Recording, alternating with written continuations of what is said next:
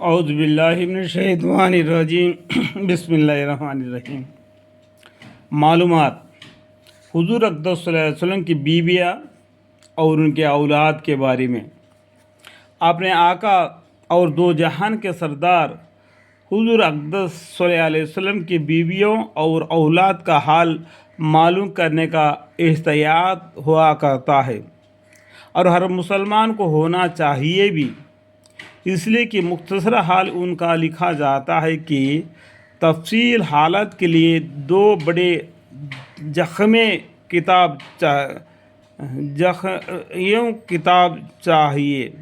حضور اقدس صلی اللہ علیہ وسلم کا نکاح جن محدثین اور مورخین کا اتفاق ہے 11 عورتوں سے ہوا۔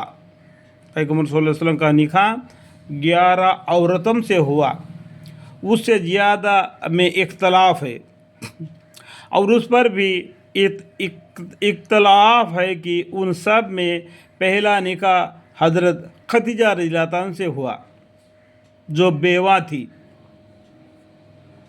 حضور اقدس صلی اللہ علیہ وسلم کی عمر شریف اس وقت 25 برس کی تھی، اور حضرت خدیجہ رضی اللہ عنہ کا عمر 40 برس کی تھی۔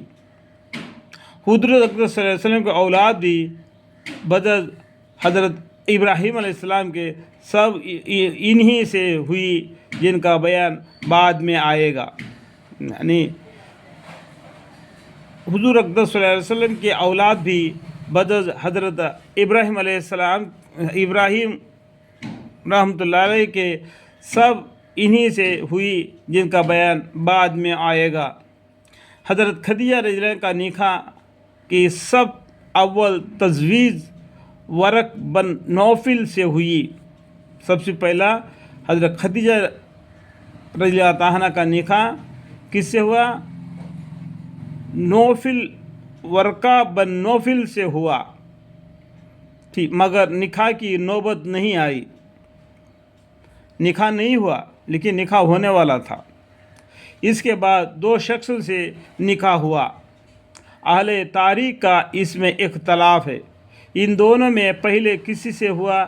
اکثر کے رائے یہ ہے کہ پہلے عتیق بن عائجہ سے ہوا، جن سے ایک لڑکی پیدا ہوئی جن کا نام ہند تھا، اور وہ بڑی ہو کر مسلمان ہوئی اور صاحب اولاد بھی۔ اور بعضوں نے لکھا ہے کہ عتیق ہے، عتیق سے ایک لڑکا بھی ہوا جس کا نام عبداللہ یا عبد المناف تھا۔ عتیق کے بعد پھر حضرت خدیجہ رضی کا نکاح ابو حاتم سے ہوا، جن سے ہند اور ہلدہ اولاد ہوئی۔ اکثر نے کہا کہ دونوں لڑکے تھے، اور بعضوں نے لکھا ہے کہ ہند لڑکا ہے اور حال لڑکی ہے۔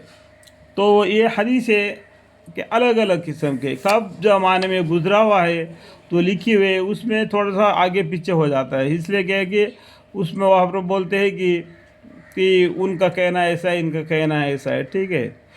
ہند حضرت علی رضی اللہ عنہ کے زمانہ خلافت تک زندہ رہا۔ ابو حال کے انتقال کے بعد حضور اقدس صلی اللہ علیہ وسلم سے نکاح ہوا۔ جب اس کا